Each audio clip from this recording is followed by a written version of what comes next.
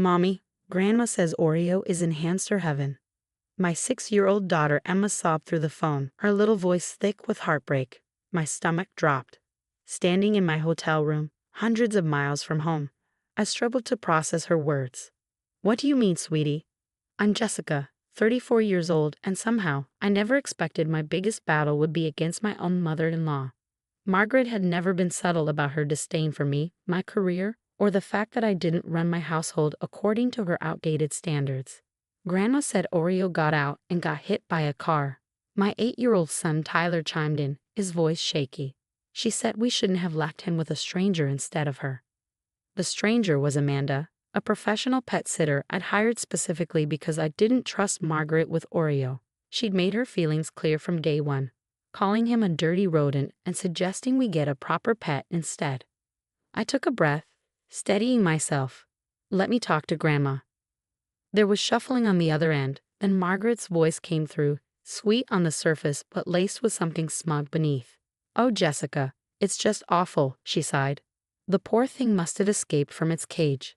I found him this morning by the Thompsons' driveway. These things happen when mothers prioritize their careers over their families. My jaw clenched. There it is, the thinly veiled judgment, the constant need to paint me as an unfit mother. Too bad for her, I had facts on my side. I pulled up my messages from Amanda. The latest update was timestamped 9:47 a.m., nearly 2 hours after Margaret claimed to have found Oreo dead. A clear photo showed him happily munching on his favorite treats. I clicked over to the pet camera app on my phone, and there he was, alive, running on his wheel like nothing had happened. That's interesting, Margaret, I said, forcing my voice to stay calm. What time did you find him, exactly? Around 8 this morning. Such a tragedy. I smiled, though there was no warmth behind it. Would you like to revise your story? Excuse me? Because I'm looking at a live feed of Oreo right now, and he's very much alive. The silence stretched, then a fumbling excuse. Well, you must be mistaken. I saw him myself. Stop lying. My voice was sharp now. I have a pet camera. I have Amanda's updates. I have proof. Why would you tell my kids their pet died? A sharp intake of breath. Then indignation. You're spying on me? I let out a humorless laugh. No, Margaret. I'm monitoring my children's pet. The same one you just claimed was dead. Should I show the kids the live feed? Or do you want to tell them the truth yourself? Another pause. Then a hissed whisper. You're making me look like a fool. No, Margaret. You did that all on your own. She tried to justify it. Something about teaching me a lesson for trusting a pet sitter over her. As if traumatizing my kids was some noble act of concern. I was done. Put my kids back on the phone. More shuffling, then Emma's teary voice. Mommy? Baby, I want you and Tyler to go check Oreo's cage. Right now. Put me on speaker. Footsteps. A gasp. He's alive. Tyler shouted. Oreo's okay. But Grandma said. Emma's voice wavered in confusion. I took a steady breath. Grandma made a mistake, I said firmly. Oreo is fine. Amanda has been taking excellent care of him, and I can see him on my pet camera right now. You can see him? Tyler asked, the grief in his voice replaced by wonder. Yes. And I have pictures from Amanda too. Want me to send them? I forwarded the images, listening as their sniffles turned into relieved giggles. Meanwhile, in the background, Margaret tried to backpedal, but it was too late. My kids had just learned something crucial. Their grandmother would lie to them to prove a point. After making sure they were okay, I hung up and immediately dialed my husband. David picked up on the second ring. Hey, everything okay? No, I said flatly. Your mother just told our children their hamster was dead to prove a point about me traveling for work. A beat of stunned silence. She what? I have receipts, David. The pet cam, Amanda's messages, everything. Our kids were crying. I could hear the tension in his breath. Then finally, a low, steady response. I'm leaving work now. I'll handle it. I knew that tone. In 12 years of marriage, I'd only heard it a handful of times when he was truly angry. Not just annoyed, not just frustrated. Angry. Margaret had finally crossed a line she couldn't smooth over with passive-aggressive remarks and fake concern. As I sat in my hotel room, watching Oreo stuff his cheeks with food on the pet cam, one thought settled in my mind. If Margaret would lie about this, what else had she lied about? And more importantly, what was she planning next? This was just the beginning. The next morning, back home after cutting my business trip short, I sat at our kitchen table, scrolling through the pet camera footage from the past few days. My stomach twisted as the truth unfolded before me. Margaret hadn't just lied about Oreo's death. She had been sneaking into our house multiple times before the incident. The footage showed her standing in front of his cage, watching. In one clip, she was clearly trying to unlatch it. David set a coffee mug in front of me, his face drawn with exhaustion. He'd spent hours arguing with Margaret the night before after she refused to apologize. I've told my mother she's not to come by anymore without permission. I tightened my grip on my phone. She still has a key for emergencies. What's stopping her from? The doorbell rang. Through the window, I saw Amanda hurrying up the walkway, her expression tight with urgency. I opened the door, my heart already bracing for more bad news. "I'm so sorry to bother you," she said, holding up her phone. "But I think you need to see this." The screen displayed a series of messages from an unknown number. "If you know what's good for you, you'll tell Jessica you lost the hamster. I'll make it worth your while." David, reading over my shoulder, went still. "That's my mother's number." His hands clenched into fists. "She tried to bribe you?" I asked Amanda, disbelief giving way to fury. "When I ignored her, she started threatening me," Amanda said, her voice tight. "Said she'd report me for negligence. That she had proof I was mistreating animals." A sick, cold anger settled over me. "We need to document everything. The footage, these texts." "Already done," Amanda assured me. Something felt off from the start. I started keeping records the first time she approached me. David pulled out his phone. "I'm calling a locksmith today." But Margaret was already one step ahead. As the locksmith worked, my phone lit up with notifications. Margaret had posted in our neighborhood Facebook group, "Our grandchildren's beloved pet died under her care. Please be careful who you trust." Dozens of sympathetic comments flooded in. Margaret was playing the role of the heartbroken grandmother perfectly. My hands shook as I showed David the post. His voice was dangerously calm when he called her. "Mom, take down that post." "I'm only trying to protect other families," she said sweetly. "That woman is dangerous. And Jessica's obsession with cameras? Disturbing. Who spies on their own home?" David didn't even flinch. "The cameras that proved you lied? That showed you trying to break into Oreo's cage."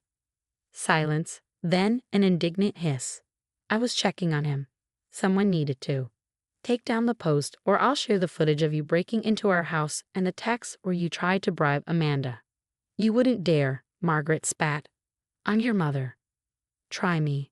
The post vanished 10 minutes later, but the damage was already done. The seed of doubt had been planted, and Amanda's phone was now flooding with cancellations. I exhaled slowly. "I'll write a statement. Show everyone the truth."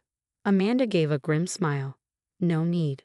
I already reported her to the police for harassment and attempted extortion." Those texts weren't the only ones.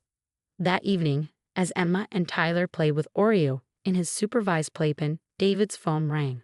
His sister, Kate. He put her on speaker. "Mom's telling everyone you've lost your mind," Kate said bluntly. "Says Jessica is spying on her with hidden cameras, that she was just trying to protect the kids from an unstable pet sitter." David sighed. "Want to see the footage?" "Already did. Found it on your cloud share. Nice security system, by the way. But listen, there's something you need to know. This isn't the first time Mom's done something like this." I straightened. "What do you mean?" Kate hesitated. "Remember Jenny's daughter's rabbit? The one that ran away when Mom was watching her?"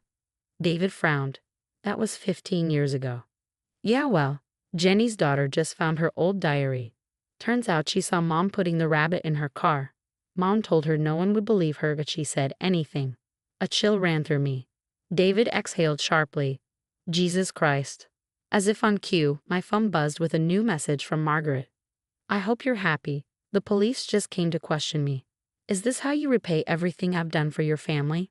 I turned the screen to David. He didn't hesitate. "Save it. We'll need it for the restraining order paperwork." Across the room, Tyler looked up. "What's a restraining order?" David met my eyes, and I saw my own resolve reflected back at me. It means Grandma won't be visiting for a while, buddy. Because she lied about Oreo? Emma asked quietly. David's voice was firm. Yes, because she lied about Oreo. But we both knew the truth. This wasn't just about Oreo. Margaret had spent years perfecting her manipulation, and she wasn't about to stop now. She was already planning her next move, one that would force us to choose between protecting our children and maintaining peace in the family. And this time, she wouldn't just target a pet. The email from Child Protective Services arrived 3 days after we filed for the restraining order. We've received concerning reports about the welfare of minors in your home. My hands shook with rage as I stared at the screen. Margaret's retaliation had been swift and calculated. She's claiming we're neglecting the kids, I told David that evening.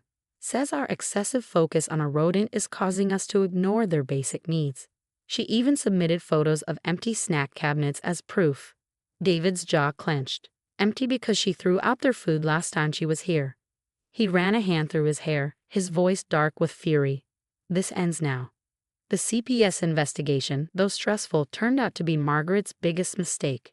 Our caseworker, Miss Torres, was sharp and thorough. She noted how well-adjusted Emma and Tyler were, how their rooms were filled with books and artwork, how Oreo's care had actually taught them responsibility. Your mother-in-law submitted these? Miss Torres asked, showing us photos of an unmade bed and empty cabinets. The timestamp caught my eye. These were taken the day she told the kids Oreo died, I said. Look at the date. Miss Torres' expression hardened. The same day your security cameras show her entering without permission. David nodded. We have footage of her removing items from our home. The investigation expanded. Other families came forward. Jenny's daughter, now an adult, formally reported the rabbit incident. 2 other mothers shared similar stories. Margaret had taught them lessons by traumatizing their pets. Margaret's campaign to paint us as unfit parents backfired spectacularly. The final CPS report didn't just clear us, it raised concerns about her. Evidence suggests a pattern of emotional manipulation and potential elder abuse, Ms. Torres wrote, citing Margaret's history of using children and pets to control her family. And then Margaret crossed a line she couldn't walk back. I was in the kitchen when I heard Emma scream. I ran upstairs, my pulse hammering. Her bedroom window was open. Oreo's cage was empty. On her bed lay a note in Margaret's handwriting. Now you'll learn what happens to children who choose pets over family. She had forgotten one crucial detail. Oreo's new cage had a GPS tracker. Within an hour, police found her at her house. Oreo was safe, confused but unharmed. As they led her away in handcuffs, she shrieked about protecting her family, about how we were the ones harming the children. The charges piled up. Breaking and entering, attempted theft, harassment. At the court hearing, other family members finally spoke up. David's father took the stand, his voice heavy with regret. I should have stopped her years ago. She always said she was teaching important lessons, but really she was punishing anyone who didn't do things her way. The judge's decision was swift. 5 years restraining order, mandatory counseling, no unsupervised contact with minors. Months later, Emma and Tyler still asked about their grandmother, but the questions had changed. Why did Grandma try to hurt Oreo? Emma asked one evening as we watched him run in his wheel. I chose my words carefully. Sometimes people think hurting others is okay if it gets them what they want. But that's never true. Tyler nodded. Like when she lied about him dying. Exactly, I said. That's why we stand up to people who hurt others, even if they're family. David hung the restraining order next to Oreo's cage, a reminder that protecting our family sometimes meant keeping certain people away. Margaret still sends letters. She claims she's changed, that she misses the kids, but the security cameras stay on. Oreo's GPS tracker remains active. Some lessons we've learned are worth remembering. Last week, Emma drew a picture for her school's My Family project. It showed all of us, Mom, Dad, Tyler, and Oreo in his tracking-enabled cage. Beneath it, she wrote, "My family keeps each other safe." Looking at that drawing, I realized Margaret had taught us something valuable after all. True family protects.